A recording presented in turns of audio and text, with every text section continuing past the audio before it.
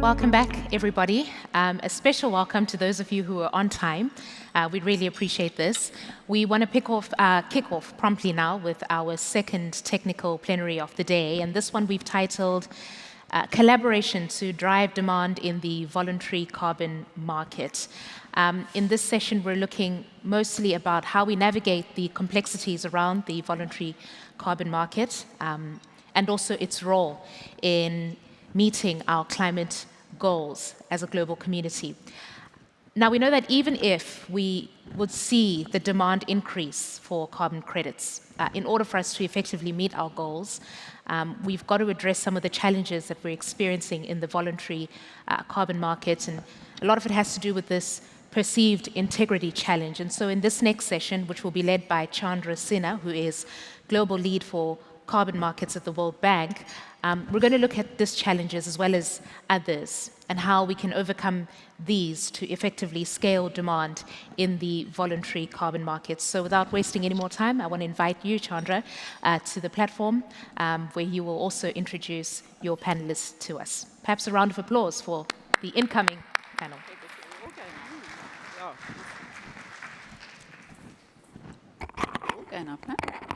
Thank you very much, and thank you to all of you for what is traditionally known as the graveyard session after lunch, right?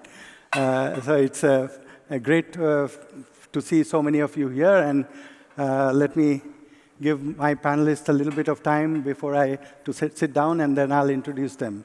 Over the last 1.5 days, and certainly over the last few years, you've seen the crisis in the carbon markets, which has largely been driven by lack of confidence on the integrity of the whole range of issues in the carbon market, which has affected the demand, the worry by those who would come into the carbon market, in particular in the voluntary sector, while we wait for the compliance markets to pick up. And the goal here for us is to try to understand a little better ways in which some of those issues on integrity, on infrastructure, on project development, on the narrative, on the value of carbon markets from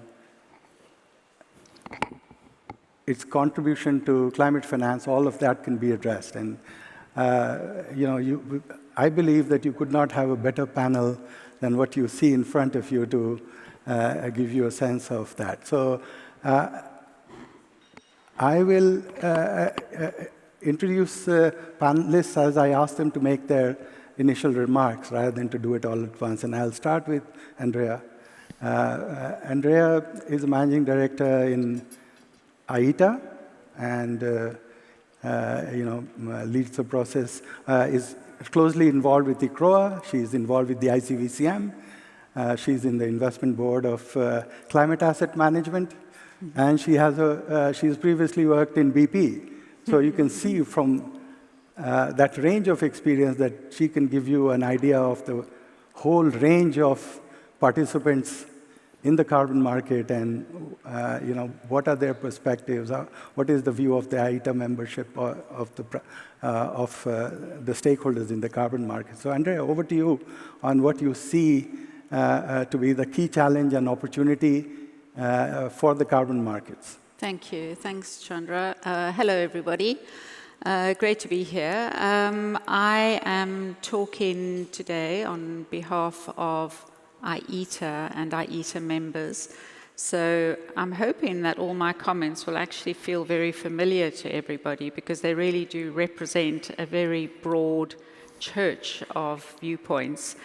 IETA has 350 or so member organizations, and they represent the entire value chain of the carbon market, from project developers, buyers, service providers, consultancies, banks, lawyers, etc. So it's very representative and therefore takes us quite some time to build consensus positions, but I hope that the comments I'm going to go through do represent pretty much where the market is at. I'll structure my comments into positives, challenges, and then our kind of point of view of things that we really need to fix going forward. I really want to start on the positives because at the moment it's very easy to delve into just the negatives. So let's remind ourselves of the sort of important aspects of this market. I really think first and foremost, the voluntary carbon market is the best tool we have to evolve carbon pricing in the current dynamics with a slow to realize Article 6 and with government mechanisms taking some time to be established. It plays a really key role in that regard. Secondly, the time for the voluntary carbon market is now, not when we solve all the problems. The time for it is now, and the reason time for it is now is both clearly because of the urgency, but also because we fill in this gap between where we are now and the emerging bigger compliance schemes that will take over and will be really important to deliver in Paris. Thirdly, we've got to remind ourselves the private sector needs a flexible mechanism to help develop, to help implement and deliver their climate goals. To commit to a target in 10 years' time as a finite number, what is the chance of hitting that number? We're already seeing corporates missing their targets, signaling that they're going to miss their targets. What they need is a flexible mechanism like the carbon market to help ensure they meet their targets, and that will lift ambition, not reduce ambition. Voluntary carbon markets do a fantastic job of building capacity in country. They work very well as a first sort of step into building capacity on which you can build compliance schemes, emission trading schemes, Article 6.2. And so in that way, they play this role as a pathway towards compliance.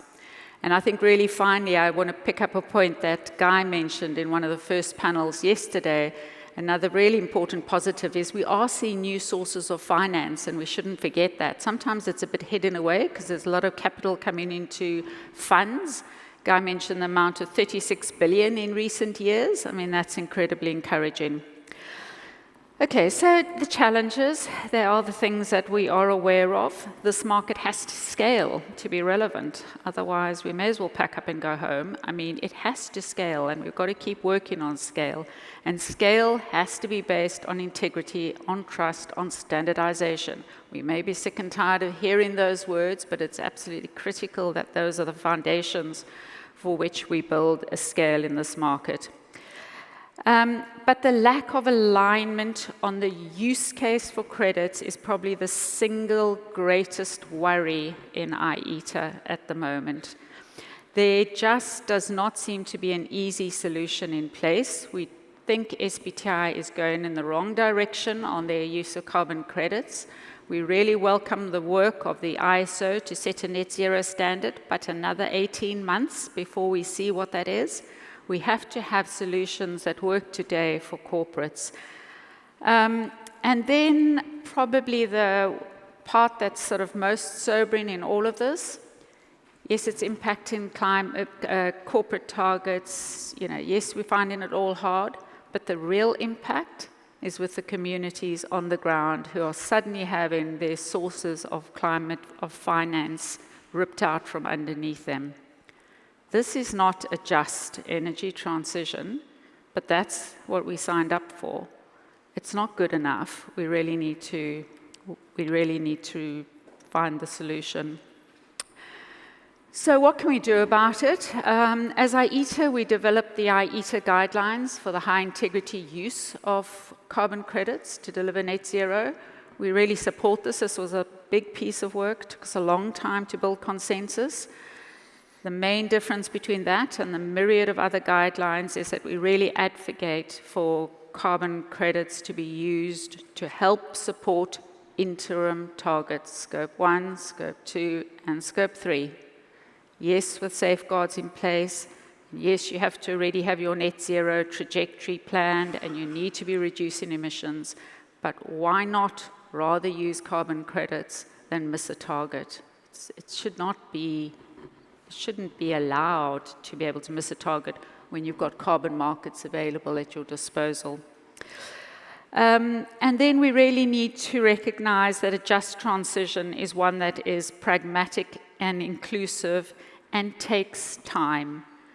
I don't feel we've done a good enough job to think about how we do this transition, that it brings everybody along.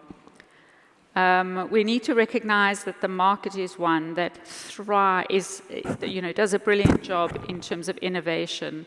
We really see innovation thriving in the market. We spoke about it in the Clean Cook Stove workshop just before lunch.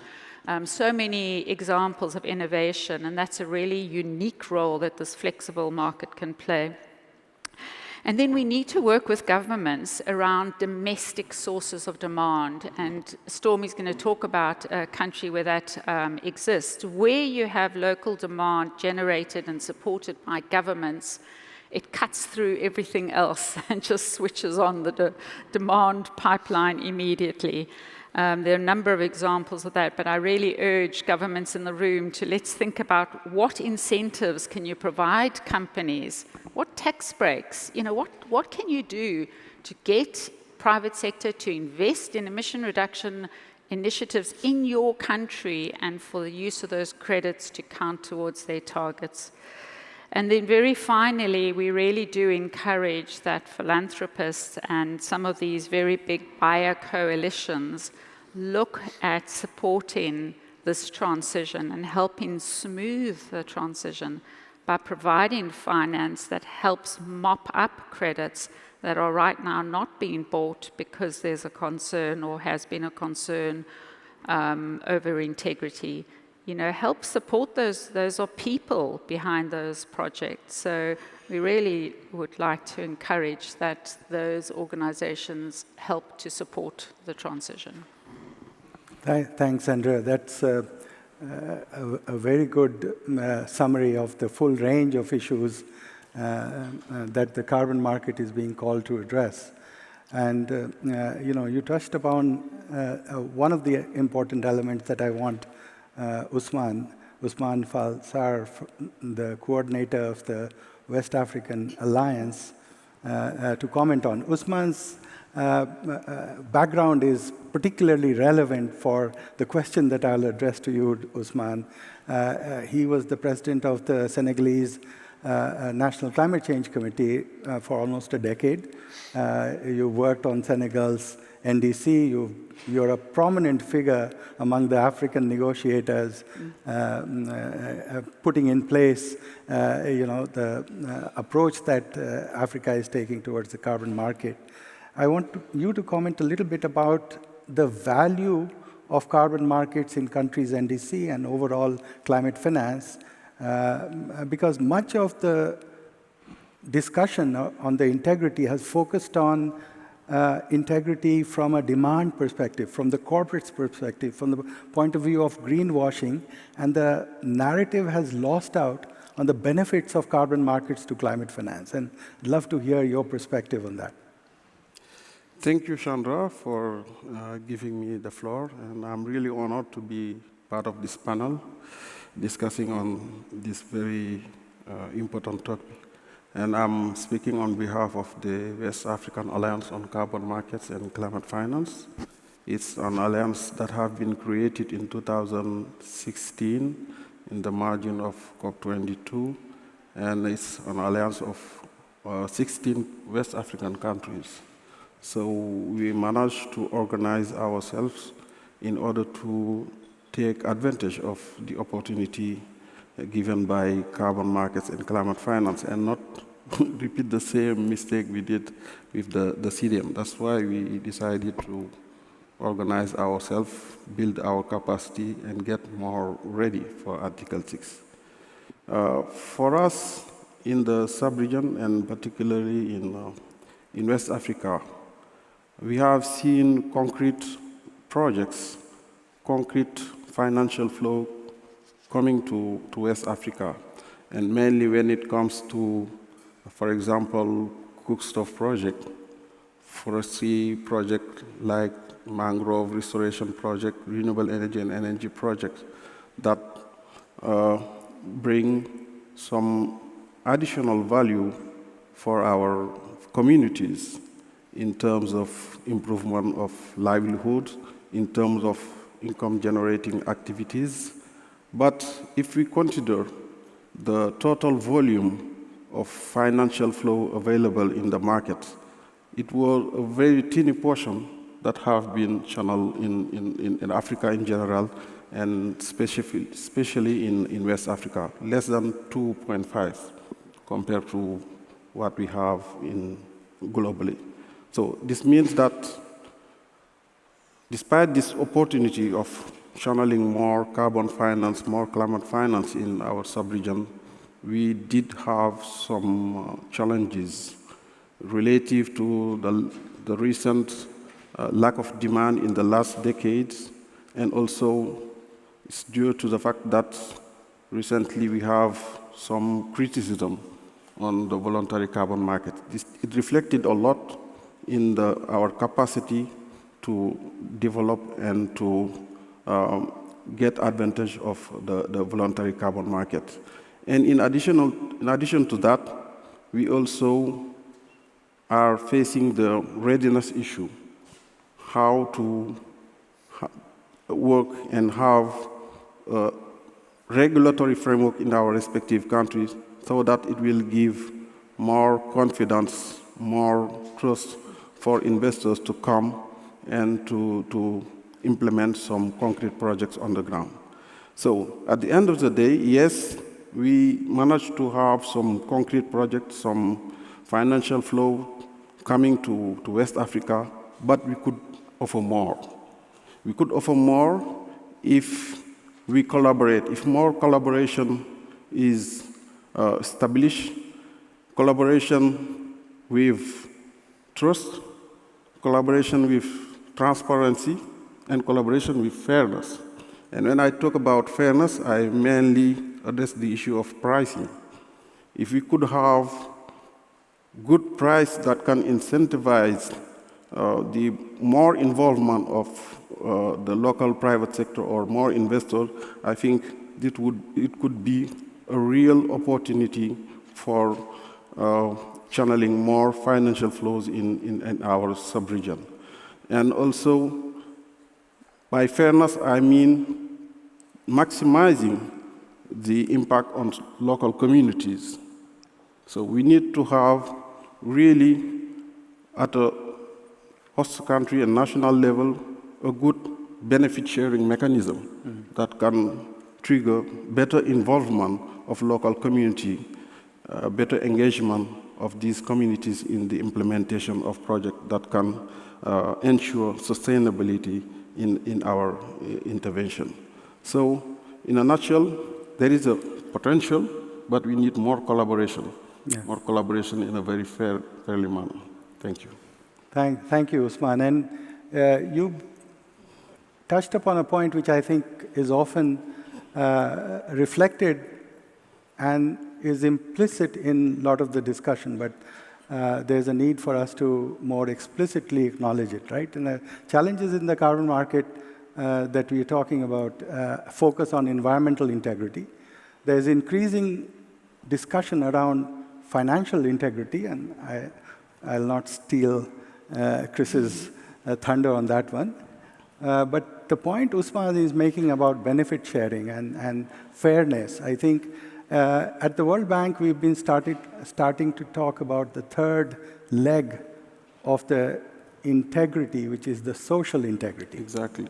The benefit sharing, the equity part of it, making sure that the value chain, no particular stakeholder in the value chain captures unreasonable amount of the value, and the incentives are fair. And I think it's an important one to keep in mind that participation and the finance to developing countries need to take into account the social integrity of the underlying transaction. And hopefully we'll reflect on that a little more. But let me now turn to Storm. Storm Patel has, again, long experience in the carbon market in South Africa, in your role in Sasol, and in more recent time in your role in TSC, the African Stove Company, as your full company name suggests. And from your perspective, particularly the perspective from South Africa on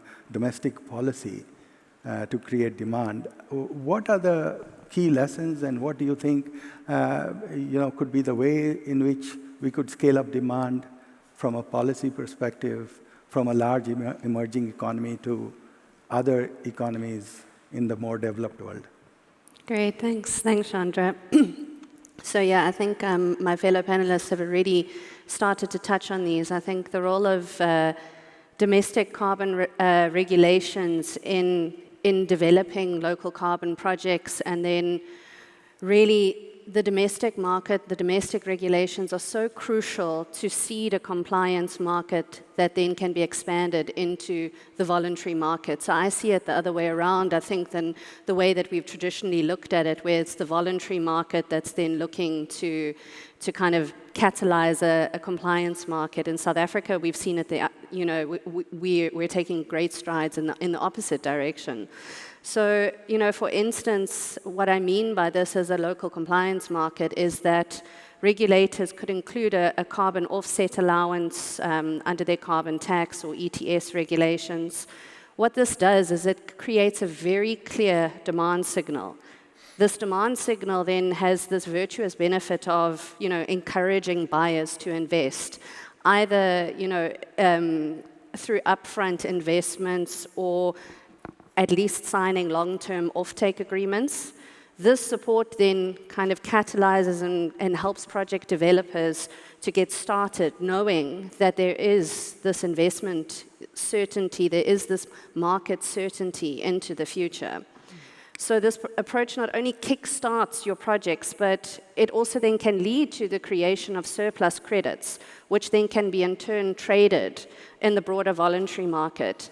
And what we're finding from a South African perspective is that there is a bit of a perception that South African credits are higher quality credits because they're also underpinned by an additional set of domestic regulations, which then carry its own additional criteria that have been developed by informed players, governments in this space. So as I said, South Africa is a really great example of this. So in South Africa, the carbon tax was introduced in 2019. Companies can use offsets to cover a portion of their tax liability, so they can't offset their full tax liability. And since 2019, this has resulted in the retirement of over 13 million credits in the South African context. So although the market still hasn't produced much surplus for trade into the voluntary market, the foundation is now in place, which then sets the stage for this future growth.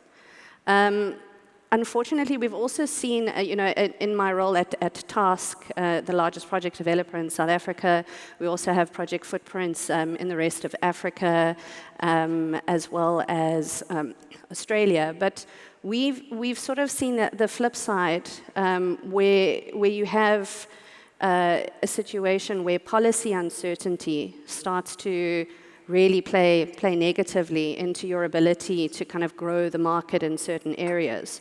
So in Africa in particular, where we focus a lot of our efforts, there was a particular situation in a particular region where we saw potential for distributing at least 400,000 cook stoves, at least 400,000 clean water filters, and so on. And if you look at that could have benefited over 2 million lives. We had funding, plans were in place, but we couldn't get the necessary policy support. We couldn't get the necessary policy certainty from the government. So unfortunately, we had to halt our project. And this is sadly not an isolated case. We faced many similar missed opportunities in at least 6 countries in Africa at the moment.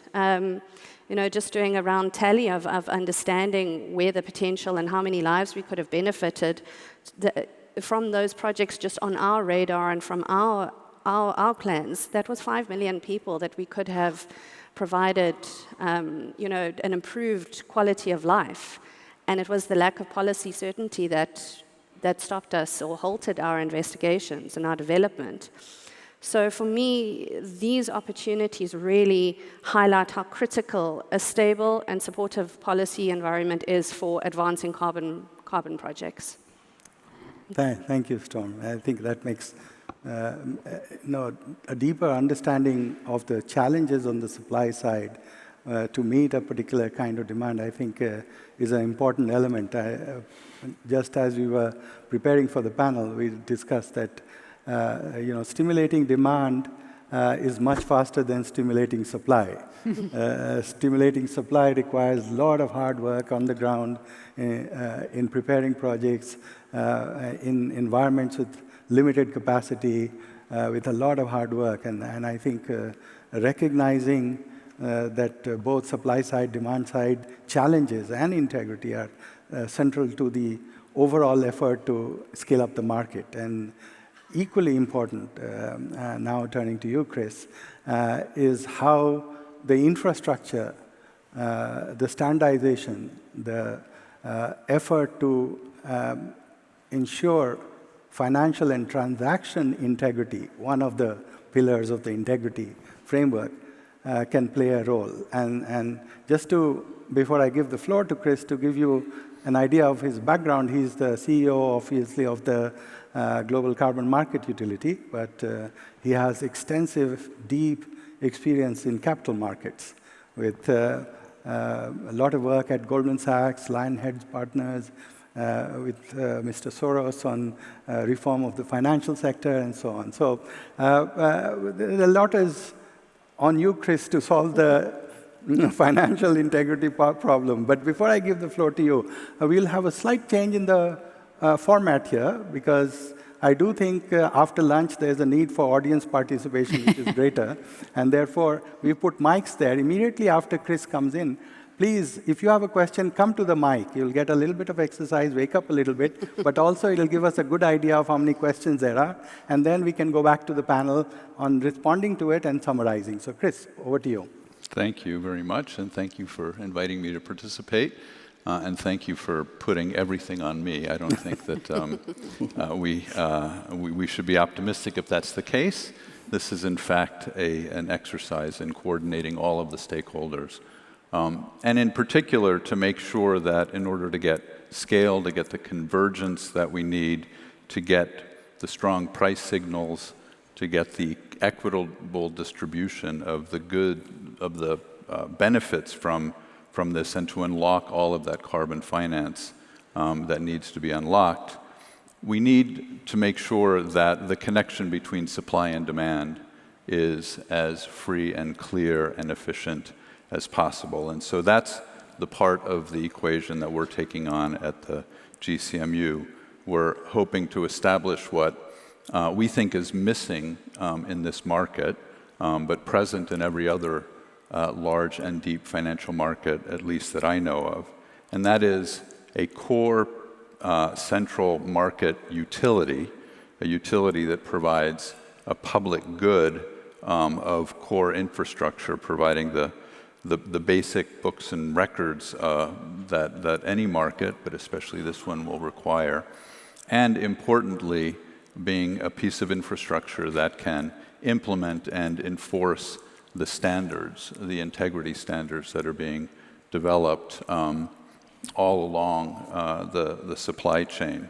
And this is an environment or a piece of infrastructure that we're building, recognizing that if indeed we get to where we need to go, which is a market that's $50 billion or $100 billion a year, that's also a market in which there will be much more financial regulation, as you hinted at. And so we need the kind of financial integrity that's demanded of that infrastructure elsewhere. So we're hoping to build a piece of infrastructure that can be readily regulated in the same way that financial market infrastructure is regulated in other markets, and readily audited as well. The idea is to complement all of the other efforts that many others are taking to ensure as much fungibility as possible in this market, as much substitutability, and from our point of view, to make it as accessible as possible to the financial community, to financial actors who can play in this market the same role that they play in many other markets, making markets, underwriting transactions, providing financial advice, generally matching supply and demand in the way they do in other markets. And in particular, since our sense, and I think it's widely shared, that a $100 billion a year market is one in which most buyers want to buy and be done, rather than have to take a buyer beware notice. There is the capacity for the financial community and others to manage risk so that ultimate buyers who are retiring these don't have to bear all of the risks, and those risks are distributed throughout the financial community. And so there is a need for the very basic infrastructure that complements many other pieces of infrastructure that are being built by many people in this room to provide that basic building block that we think that this market needs, and without which we don't think it will scale up to the size that we think it needs to. Thanks. And while those of you who may have questions come to the mic, maybe just to follow up, Chris, in terms of standardization of the underlying contracts and how that would work, based on the experience you have in the debt market or more broadly in the capital markets, how do you think that should evolve going forward?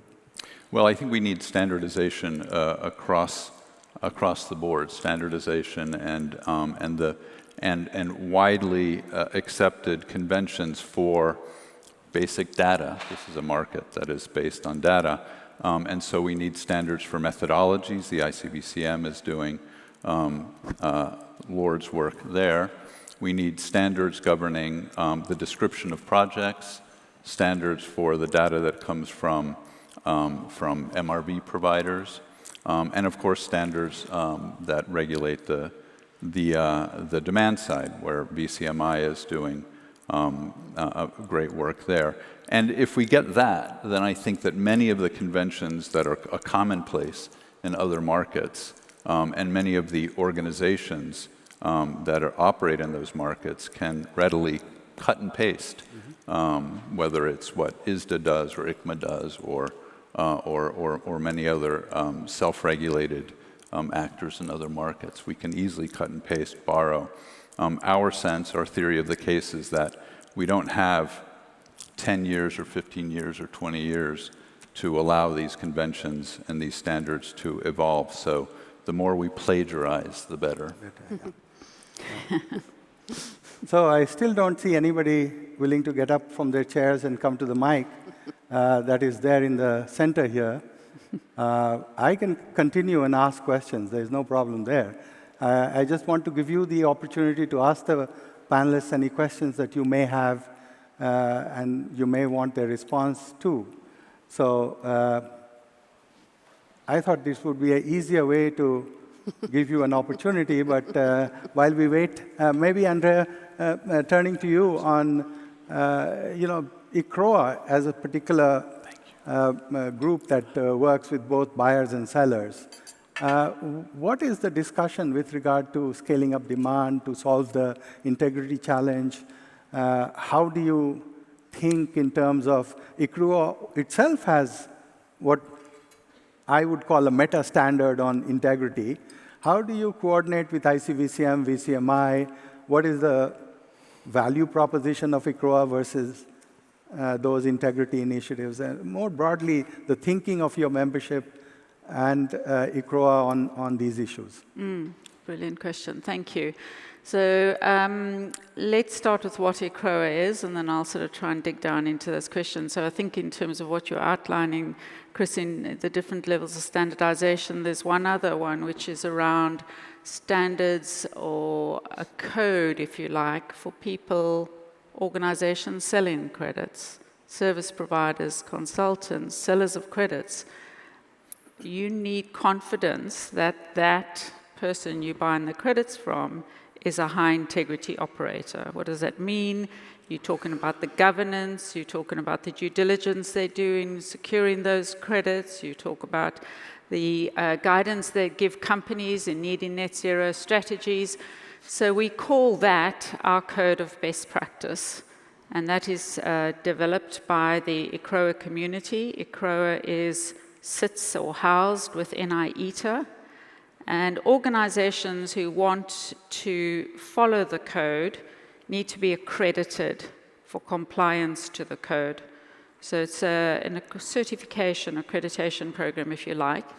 And it's quite edgy because you can't just say, yeah, I'm good, I'm following the code. You actually need to go through a compliance audit every year.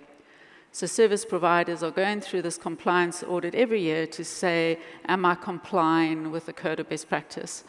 And we'll have a roundtable in New York to examine how we follow continuous improvement of that code. I think there's some clauses around governance, for example, that could be strengthened a little bit. So that's what ICROA is. Now, within the code of best practice, we have always provided a service to the accredited organizations of recommending to them what crediting programs they should buy credits from. So this is where the overlap starts coming in with the ICVCM. But we've been doing this for over 15 years now. And so what we have been doing is assessing crediting programs against a lot of criteria to say, are you a robust, well-run crediting program? We don't look at the methodology, we just look at the program. Is Vera doing its job in how they develop methodologies, how they do consultations, how they govern, what their transparency, what their clauses are around complaints procedures, data provision, all of those sort of things. So we do that as a service to our accredited companies so that they know who to procure credits from. But while we've been doing that, of course, the work of ICVCM has matured, and ICVCM have a two-tick process. The first step is that they assess crediting programs, so that's tick 1, and then an approved or credited program can get a CCP badge on methodologies that have been approved by ICVCM. So we don't overlap on the second part, we overlap on that first part. So what we're going to work to do is sort of align with ICVCM on the two sets of criteria, because what we don't need is any more complexity in the market. So we're going to align and as much as possible try and make sure it's one set of criteria. So if you've been endorsed by CCP, you automatically get included in the code, the ICROA Code of Best Practice. Okay. So that's the sort of direction of travel. We can't switch it off immediately or switch it on immediately because a number of accredited organizations have contracts that require only ICROA accredited standards to be used. Okay. So those contracts need to kind of run their course. But anyway, it's a work in progress, and we're working on it. And if I could follow up a little bit, that's on the supply side, it's very clear. Supply side integrity through ICROA, through ICVCM, and working with independent program standards. On the demand side, the key challenge has been use cases. Under what kind of use and claim can corporates count on for the credits they acquire? So how is the private sector thinking of the work that VCMI has done, in particular, the Scope 3 flexibility? Where are you coming out on? Because that's a critical element for stimulating demand. It's an absolutely critical element, and we spend a lot of time talking about this in the working group. We have a very big voluntary carbon market working group, and that working group often has sort of subgroups, task forces to really get members' heads around these opportunities.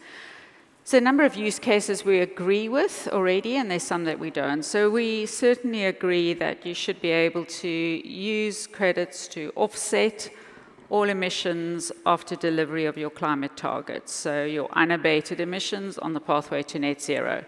That is an SBTI use case. It's a VCMI use case. That's all good. Secondly, we think we really welcome the VCMI work and the Scope 3 flexibility claim. It's going to go down very well. I think it will certainly create demand. And I certainly know that lots of members are looking forward to that claim being finalized because they need help to deliver Scope 3. There's a lot of businesses with massive Scope 3 requirements. So there's one, okay, good, we're all aligned on that one. The one where there's less alignment is the use of credits to support your interim Scope 1 and 2 targets. And that's where we have landed, and that's what we've documented in the IETA guidelines I mentioned. And why do we think that's important? So we did a bit of modeling with allied offsets to help us understand this. The first finding was that approximately 90% of the world's largest companies have not yet set a net zero target. And then we looked at, looking at historical data, of those small 10% that have set a target, how many of those is there probability that they miss their target based on where they're currently tracking? And that was about 26%. That's worrying. That's really worrying. And the challenge I think you have with this, and Storm I think would probably concur, and certainly in my days of working at BP, you're not going to publicize that you're likely to meet your targets.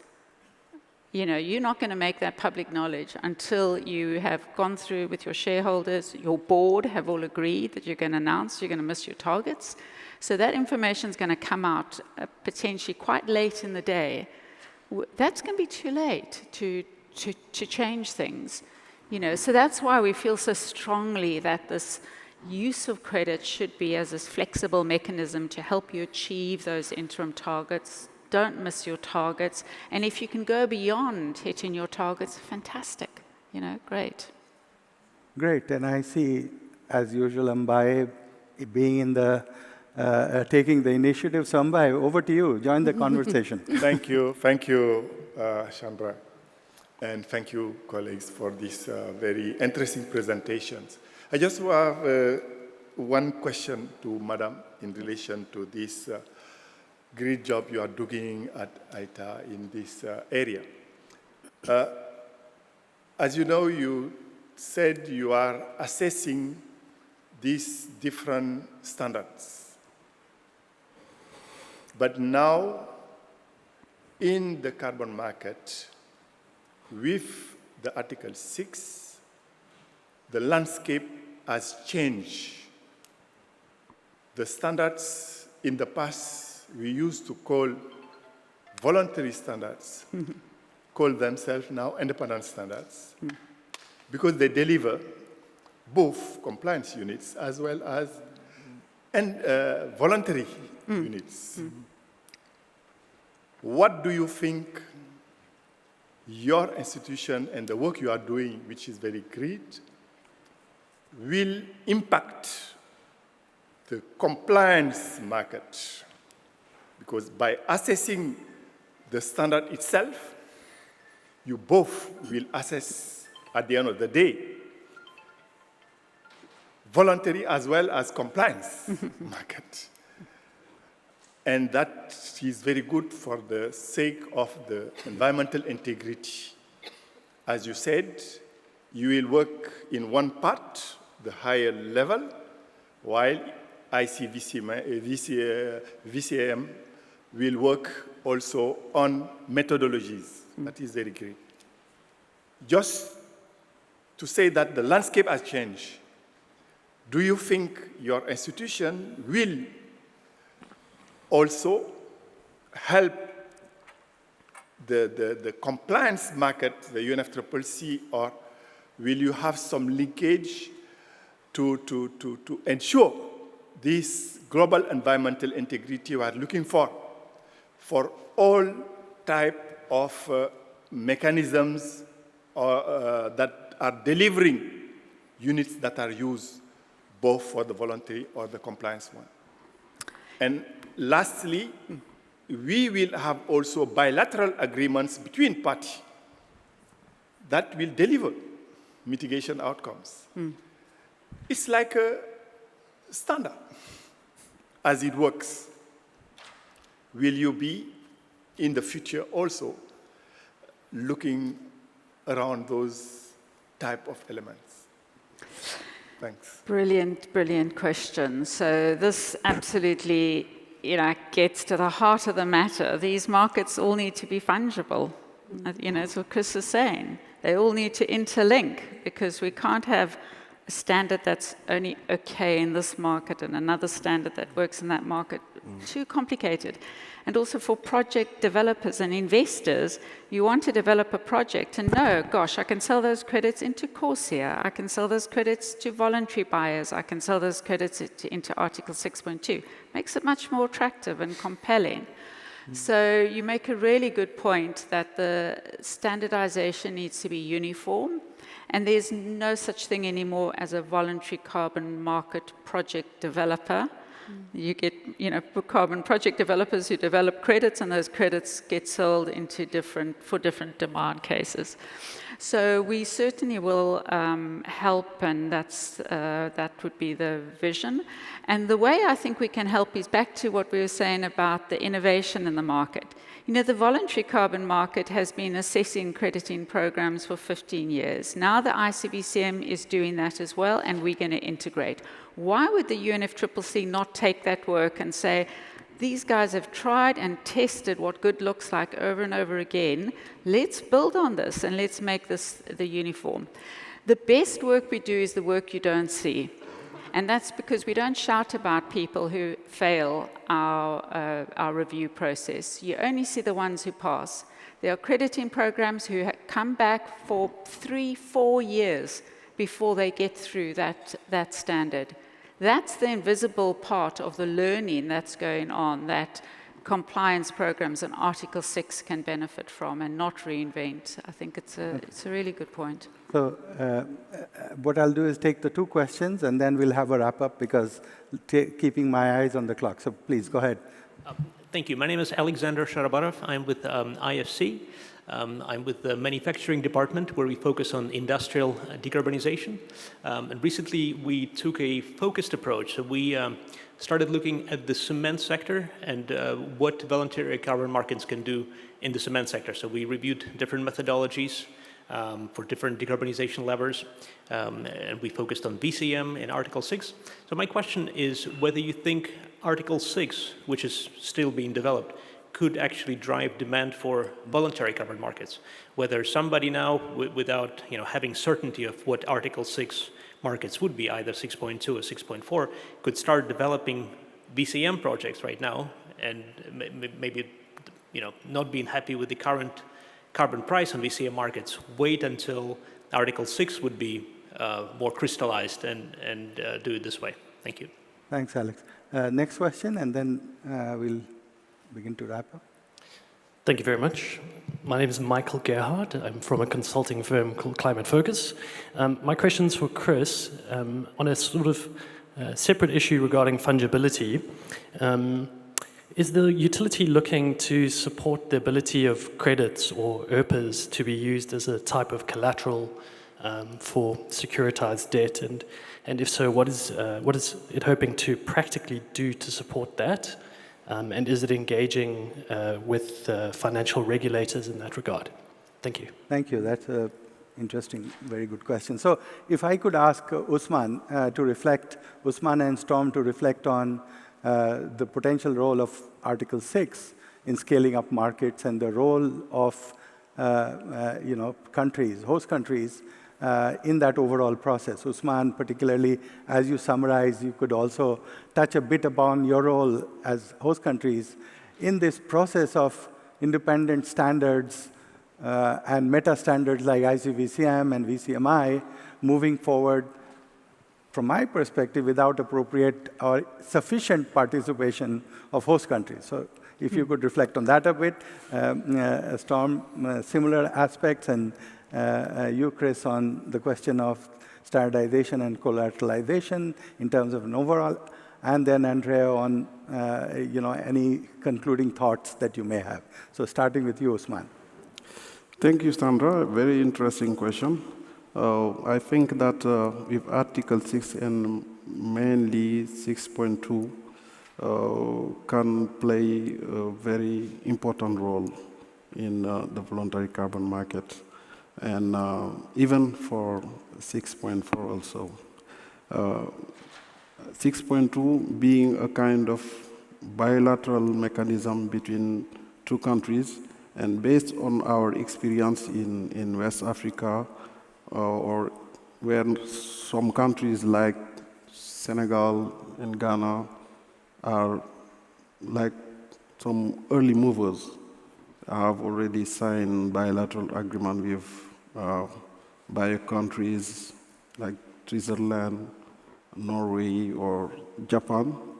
We see this as a good opportunity for demand, because in most of these situations, these buyers come with a package.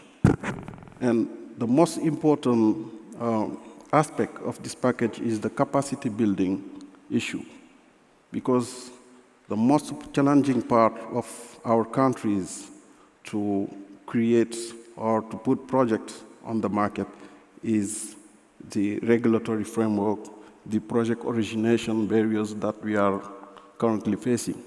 And in the negotiations, most of us put in the agreement the need of having capacity built in the host country. And this is really important. It's a game-changing issue. And our countries are getting more ready and creating the enabling environment that can help the involvement of the private sector, that can help the involvement of investors. So at the end of the day, combined with some mechanism or facility for project origination, we can address also this issue of upfront financing that are really, really important for host countries in Africa or in West Africa in general. So if all these issues taken into consideration, at the end of the day, we can have a very favorable environment for concrete project origination on the ground. And we have seen little by little some results in these countries where we have this pilot initiative on 6.2. And we hope that by the end of this year, if we manage to finalize the negotiation on 6.4, it can be also another opportunity, because 6.4 can generate mitigation outcome that can be used for compliance, as Mbaye said, and mitigation outcome that can be used for a voluntary purpose. So this will bring more equity and more possibility for project proponent to have mitigation outcome that can be sold in the market. So I think it is really something that we can consider for a possibility for development of voluntary carbon market in our sub-region. So combination of 6.2, 6.4, and use this tangible experience that we have gained from the voluntary carbon market can help address this issue of demand from my point of view. Usman, because we have a session coming up, maybe 2 minutes each from, and let's wrap up, because otherwise I'm going to get into trouble. So let me give the floor then to... Yeah. Please, Tom. Thank you. So what really, really excites me about 6.2 is, so if we take a little bit of a step back and we look at all the integrity labels that are being developed, they're largely at a standards level or a methodology level and maybe at a sector level. What Article 6.2 does is it starts to create criteria and integrity at a very context-specific level. So host countries are able to develop criteria that work for them in their context. So, I mean, one of the clear examples is, you know, I applaud the work that is being done by VCMI, ICVCM, and so on. But what it does neglect to look at is that, for example, renewable energy labels, they are definitely still additional in an Africa context. So the absence of being able to get a label from those kinds of credits takes away this perception that those kinds of credits are not, you do not have high integrity.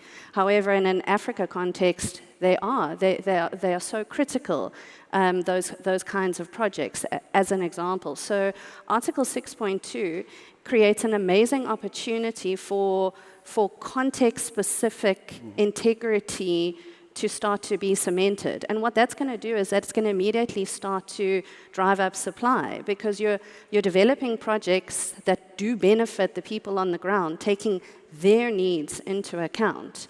And so for me, 6.2 is an avenue that's going to catalyze that kind of action.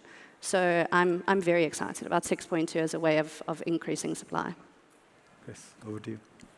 And on the question of collateral, this is often couched as a conversation about buying and selling credits, but it's really a conversation about unlocking carbon finance, tens of billions of dollars to flow to the projects around the world that are generating these outcomes. And that requires being able to separate the buying and selling from the financing. In the wheat market, you don't need to invest in the farm in order to buy wheat. But for that separation to take place, we need the capacity for investors, lenders, to be able to take collateral, take a security interest in the underlying transaction. And for that, we need standards that define and articulate the underlying transaction, the underlying good, as clearly as possible, and then a single source of truth that can be pointed to be able to enforce that collateral. And thanks a lot. I know we could have continued for another hour.